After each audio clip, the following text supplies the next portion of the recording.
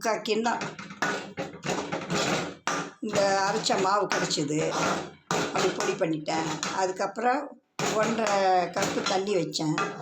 தண்ணி கொதிக்க விட்டு வெல்லத்தை போட்டு இந்த கிளறின்னு இருக்கேன் பாருங்கள். அடி பிடிச்சிடும், அதனால் அடி பிடிச்சிடும். இதில் நல்லெண்ணெய் தான் ஊற்ற போகிறேன், நெய் இல்லை. இது ஹெல்த்தி ஃபுட்டு தான். இதுவும் வெறும் கம்பு தான், வேறு ஒன்றும் நான் போடலை. இன்றைக்கி டெய்லி இட்லி தின்னா போர் அடிக்குது.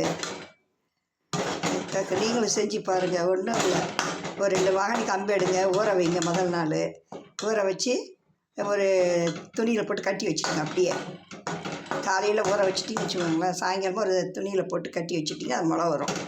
அந்த முளைச்சதை மறுநாள் காலையில் நீங்கள் என்ன பண்ணுங்க, எடுத்து மிக்சியில் ஓட்டிட்டுங்க. கொஞ்சம் உப்பு போட்டு ஓட்டிட்டிங்கன்னா நல்லா மையம் வந்துடும். உடனே எந்த கப்பால் நீங்கள் எடுத்தீங்களோ அந்த மாவு, அந்த கப்பால்